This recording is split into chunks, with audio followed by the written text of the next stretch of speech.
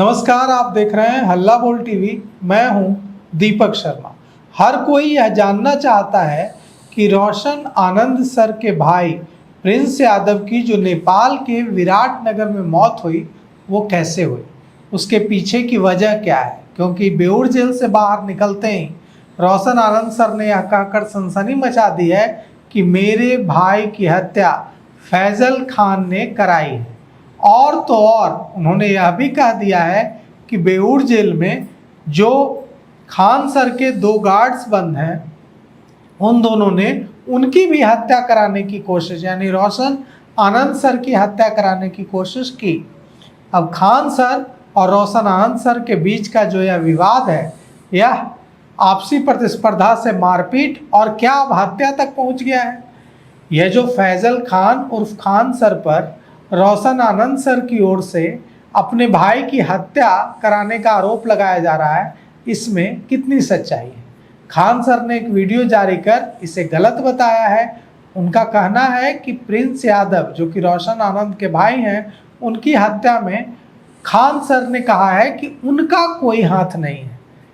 Prince Yadav अकेले नहीं थे जब उनकी जान गई है, उनके साथ उनके कई दोस्त भी थे।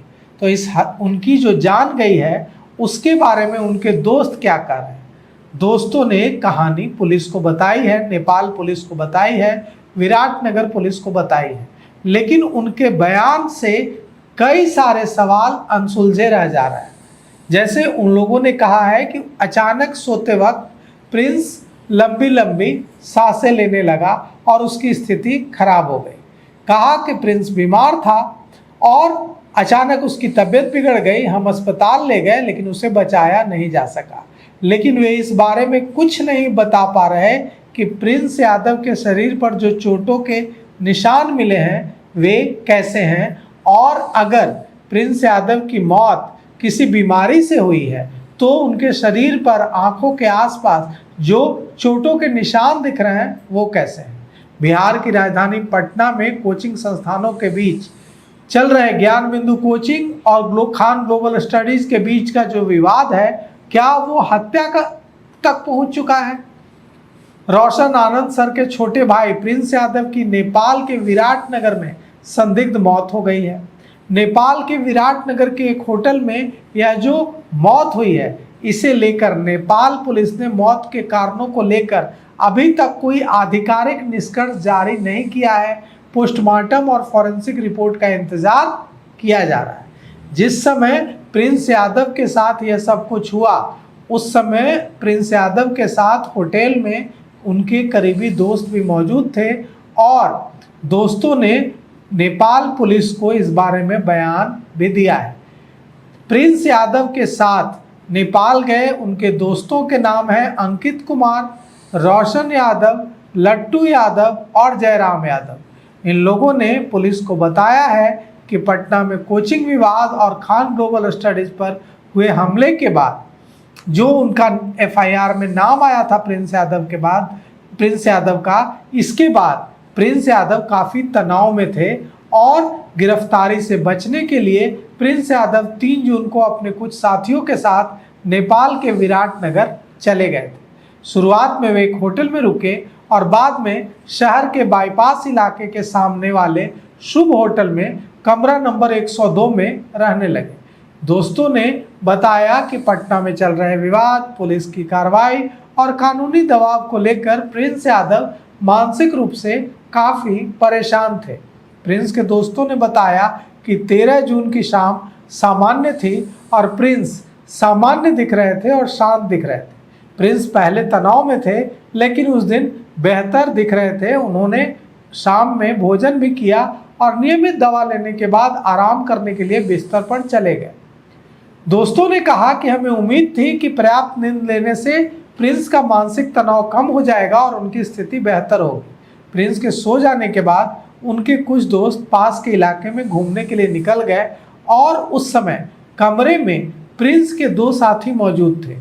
अचानक दोस्तों का कहना है कि प्रिंस की तबीयत बिगड़ गई और कमरे में मौजूद साथियों ने देखा कि प्रिंस असामान्य रूप से लंबी लंबी सांसें लेने लगे हैं और उनकी स्थिति तेजी से खराब होने लगी है। घबराए साथियों ने तुरंत बाहर गए दोस्तों को फ़ोन कर वापस बुलाया और बताया कि प्रिंस की हालत गंभीर हो गई है। इसके बाद सभी होटल पहुंचे, एम्बुलेंस बुलाई गई और प्रिंस को विराटनगर के एक निजी हॉस्पिटल में एडमिट कराया गया। दोस्तों का कहना है कि डॉक्टरों ने उन्हें बचाने की पूरी कोशिश की, लेकिन इलाज शुरू होने के कुछ ही देर बाद उन्हें मृत घोषित कर दिया गया। दोस्तों का कहना है कि सब कुछ इतनी तेजी से हुआ कि किसी को समझने का मौका नहीं मिला, लेकिन दोस्तों के इन बयानों से भी कई सवाल अनसुलझे रह जाते हैं। पहला सवाल है कि अगर प्रिंस की मौत बीमारी की वजह से हुई है तो चोटों के निशान कहाँ से आए? जो वीडियो आए हैं, जो तस्वीरें आई हैं, उसमें साफ दिख रहा है कि प्रिंस के आंखों के आसपास और शरीर के दूसरे हिस्सों में जो सूत्र बता रहे हैं कि शरीर के दूसरे हिस्सों में भी जख्म के निशान हैं और चोटों के निशान हैं। आंख वाले चोटों के निशान तो साफ दिख रहे हैं। इस बारे में दोस्त कुछ नहीं बता पा रहे हैं और सिर्फ एक ही बात रट रहे हैं कि कोई मारपीट नहीं हुई, प्रिंस की मौत बीमारी से हुई। अब पुलिस की जांच में पता चलेगा कि प्रिंस की मौत बीमारी से हुई है या प्रिंस की किसी तरह से हत्या की गई है, मारपीट प्रिंस के साथ की गई है। और अगर मारपीट या हत्या जैसी वजह है तो इसके पीछे कौन है? संस्कार से आकर रखूंगा। पहली बार हमारे साथ साजिश हुआ है, हमें साजिशन जेल में भेजा गया जिसका पर्दाफाश हो चुका है। लेकिन जब मैं जेल में बंद था, इस दुख के घड़ी में हमारे छात्र, मीडिया के भाई, print media, social media, electronic media, सभी ने हमारा साथ दिया। इसके लिए आप सभी लोगों को तहे दिल से धन्यवाद। हमने अपने जिगर का टुकड़ा खोया है, हमने वो खोया है जो कोई नहीं लौटा सकता है, लेकिन फिर भी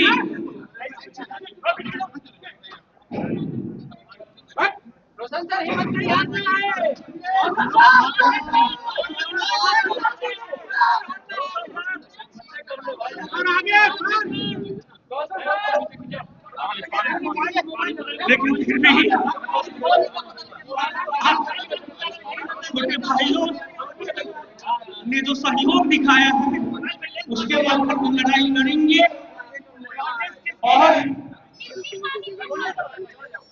लड़ेंगे और हमें न्यायपालिका पर भरोसा है, हमें बिहार की डबल इंजन सरकार पर भरोसा है, हमें न्याय मिलेगा। हम सरकार से दो मांग करते हैं। पहली मांग यह, हमारे भाई की हत्या हुई है उसकी सीबीआई जांच हो, और दूसरी मांग यह, उच्च स्तरीय कमेटी गठित करके हमारे भाई का फिर से पोस्टमार्टम हो बिहार में। हमारी सरकार से दो मांग है। हमारी भाई की हत्या के पीछे फैजल खान, जो कि शिक्षक कहलाने के लायक नहीं है, गुंडा है, हत्यारा है, षड्यंत्रकारी है, झूठा है। उसने कितना झूठ बोला, उसने विद्यार्थियों को छला है, फैजल खान ने। आप 70वीं बीपीएससी केस को याद कीजिए, उसने क्या कहा था, हमारे पास सबूत है। लेकिन जब मामला न्यायालय में गया, पटना हाईकोर्ट में गया, जब मामला सुप्रीम कोर्ट में गया, उसने क्यों सबूत नहीं दिया? देखिए, जैसे सिनेमा में जो विवाह होता है वो काल्पनिक विवाह होता है, वो दिखावटी विवाह होता है, वो वास्तविक विवाह नहीं होता है। फैजल खान पर्दा के आगे दिखावटी शिक्षक है, गुंडा है, फैजल खान हत्यारा है, झूठा है। फैजल खान का एक झूठ बीपीएससी केस में जाकर के आप पलट करके देखिए। दूसरा, फैजल खान ने गोली चलवाया। 2 तारीख की जो घटना है, ये सबके सामने स्पष्ट है कि गोली किसने चलवाया है। फैजल खान ने गोली चलवाया है, लेकिन आरोप किस पर लगा है? रोशन आनंद पर आरोप लगा है, लेकिन सीसीटीवी ने क्लियर किया कि फैजल खान ने गोली चलवाया है। दूसरा झूठ फैजल खान का ये है। चुन जिसके द्वारा जबरदस्ती बयान लिया गया है, वो उसका गार्ड नहीं है, बल्कि वो कैंपस का गार्ड है, किसान कोल्ड स्टोर कैंपस का गार्ड है। मैं पिछले 1 साल से किसान कोल्ड स्टोर कैंपस में नहीं गया हूं, फिर भी हम पर झूठा रंजिश, झूठा आरोप किसान कोल्ड स्टोर के मालिक RS प्रसाद और फैजल खान ने झूठी रंजिश और षड्यंत्र के तहत हमें जेल में भिजवाया है। फैजल खान का साथ रूम मालिक क्यों देता है? क्योंकि फैजल खान रूम मालिक को केस में पैसा देता है, करोड़ों रुपया केस में देता है फैजल खान। और रूम मालिक का बेटा करोड़ों का जिम खोला है, और रूम मालिक के बेटा को, रूम मालिक के पूरे परिवार को 4 व्हीलर दिया गया है, 4 व्हीलर, और 60 लाख 70 लाख 1 करोड़ 1.5 करोड़ का 4 व्हीलर रूम मालिक के बेटा को दिया गया है फैजल खान के द्वारा। रूम मालिक के पूरे परिवार को गाड़ी दिया गया है। जांच किया जाए इसका कहां से पैसा आता है। और सर एक सवाल है रोशन जी, आप कह रहे हैं कि आपके भाई की साजिशन हत्या करवाई है फैजल खान ने, आपके पास कोई सबूत और है? मैं जेल में बंद था, मुझे कुछ भी पता नहीं है अभी। मैं अभी अपने भाई का दाह संस्कार करूंगा और मैं पर्दाफाश करूंगा, और मैं फैजल खान का रत्ती रत्ती खोलूंगा कि फैजल खान टीचर है या गुंडा है, अत्याचारी है, षड्यंत्रकारी है, क्या है फैजल खान। मैं सब चीज खोलूंगा। हमारे साथ 2018 से देखिए होता क्या है कि जब आप किसी के सामने आगे बढ़ते हैं, ये घटना क्यों हुई है, ये घटना क्यों हुई, अभी की घटना क्यों हुई है, ये क्यों हुई है? ये क्यों हुई है, ये जांच का विषय है, जांच किया जाए। बिहार पुलिस का रिजल्ट आया था, और सबसे ज्यादा रिजल्ट ज्ञान बिंदु GS पटना के द्वारा दिया गया। और हमने सिर्फ एक टेलीग्राम पर मैसेज किया, हमारे 10,000 छात्र यहाँ आ गए, लेकिन फैजल खान ने बिहार के सभी ट्रेनरों को फोन किया है, और फोन करवा करके बस भेजा है, पैसा भेजा है, हर ट्रेनर को लाखों रुपया दिया है, मैनेजमेंट किया है। उस मैनेजमेंट के बल पर फैजल खान 1000 विद्यार्थी नहीं जुटा पाया है। क्या पुलिस फैजल खान की मदद कर रही है? निश्चित तौर पर पुलिस फैजल खान की मदद कर रही है। क्या इसमें घटना 2 तारीख की रात को 10 बजे हुआ, और हमारी अरेस्टिंग सुबह में 4 बजे हो गई। हमें किसी घटना की कोई जानकारी नहीं थी, लेकिन पुलिस ने केस किया फैजल खान के ऊपर। पुलिस के पास 48 से 72 घंटा का समय था, लेकिन फिर भी पटना पुलिस ने रोशन आनंद को गिरफ्तार करने के लिए पटना पुलिस बहुत मजबूत हो जाती है, और फैजल खान को गिरफ्तार करने के लिए पटना पुलिस बहुत कमजोर हो जाती है। किस नेता का संरक्षण प्राप्त है फैजल खान को? किस नेता के कहने पर फैजल खान की गिरफ्तारी नहीं हुई है? मैं तो जेल में बंद था, मैं अपने भाई का दाह संस्कार कराऊंगा, कलेजा पर पत्थर रख करके मैं अपने भाई का दाह संस्कार करा करके आऊंगा, और मैं फैजल खान का हर पर्दाफाश करूंगा। मैंने कभी भी टीचर, किसी भी शिक्षक के ऊपर मैंने गलत करने का सोचा तक नहीं, करने की बात अलग, मैंने कभी भी गलत करने के बारे में सोचा तक नहीं है। और मैं एक बात आपको बता दूं, फैजल खान के जो 2 गार्ड बेऊर जेल में बंद है, वो 2 गार्ड ने जेल में हमारी हत्या की साजिश रची थी, और उसका प्रयास ये था कि हम जेल में उसकी हत्या करवा दें। और हम आपको बता दें, 13 तारीख को फैजल खान के गार्ड के द्वारा हम पर मैनेज करने का प्रेशर बनाया गया शाम के समय में, और 13 तारीख को ही रात में हमारे भाई की हत्या हो गई। और उसके 2 गार्ड ने हमें मैसेज भिजवाया था, अगर आपने समझौता नहीं किया तो आपको भुगतना पड़ेगा, और हम भुगत रहे हैं, हमारी भाई की हत्या हो गई। क्या लगता है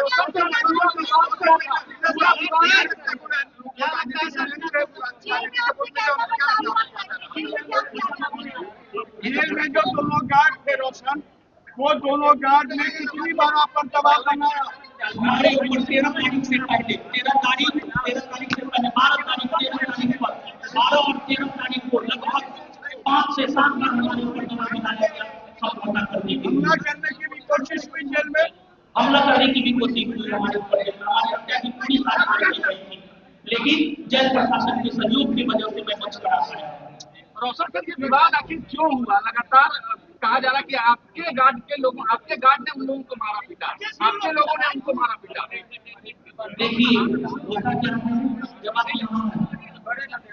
यहाँ हैं, कोई यहाँ है, फैजल यहाँ है, रोशन यहाँ है, लेकिन रोशन जब ऊपर उठ रहा होगा, क्योंकि रोशन पढ़ाता है, क्योंकि रोशन सुबह में 8:30 बजे से लेकर रात में 9:30 बजे तक मैसेज तक पढ़ाता है।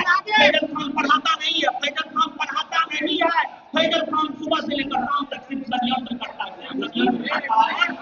और फैजल के सामने रोशन आगे बढ़ रहा है। इसी वजह से साजिश करके जो है इस प्रकार की घटना को अंजाम दिया गया है।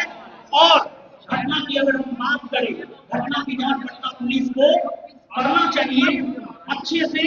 मैं पटना पुलिस का सहयोग करने की पूरी तरीके से तैयार हूं, लेकिन फैजल खान ने पटना पुलिस को सहयोग नहीं किया है। लेकिन फिर भी पटना पुलिस को फैजल खान ने गुमराह किया है, लेकिन फिर भी पटना पुलिस उसके साथ है।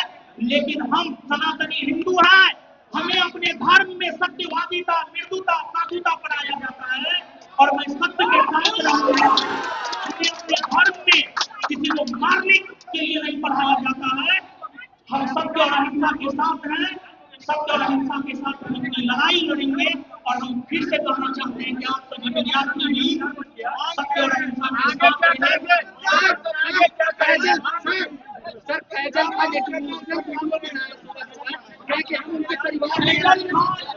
खान इमोशनली ब्लैकमेल करता है बिहार के विद्यार्थियों को। बिहार के विद्यार्थी इमोशन में बह जाता है। मैं रिक्वेस्ट करना चाहता हूँ भाई, आप इमोशन में ना बहे, आप इमोशन में ना बहे।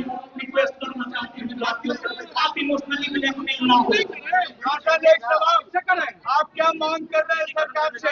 मैं सरकार से दो मांग करना चाहता हूँ, घटना की सीरियस जांच हो और दूसरी मांग हमारी ये है कि उच्च स्तरीय टीम गठित करके हमारे भाई का पोस्टमार्टम कीजिए। धन्यवाद सभी लोग। खान सर कह रहे हैं कि वे इसके पीछे नहीं हैं, जबकि रोशन आनंद सर कह रहे हैं कि फैजल खान उर्फ खान सर ने ही मेरे भाई की हत्या करवाई है। और जब मैं बेऊर जेल में बंद था तो खान सर के दोनों गार्ड मुझे धमका रहे थे जेल में और मेरी हत्या की कोशिश और साजिश रची थी, हत्या करा देते अगर जेल प्रशासन इतना सजग नहीं रहता। तो इन आरोप प्रत्यारोपों के बीच अब रोशन आनंद सर जमानत पर बाहर आ चुके हैं। वे अपने भाई के अंतिम संस्कार में शामिल होने सहरसा जा चुके हैं। अब देखिए आगे क्या कुछ होता है। लेकिन अदालत ने एक बात कही है, इस पर दोनों ही शिक्षकों खान सर और रोशन आनंद सर को विचार जरूर करना चाहिए। अदालत ने कहा है सुनवाई के दौरान कि दोनों गुरु हैं, दोनों को इसका ख्याल रखना चाहिए और इतना नीचे नहीं ले जाना चाहिए आपसी प्रतिस्पर्धा को कि वो इस तरह की स्थितियों में बदल जाए। तो फिलहाल इस पेशकश में इतना ही। आगे की खबरों के लिए देखते रहिए हल्ला बोल टीवी। शुक्रिया।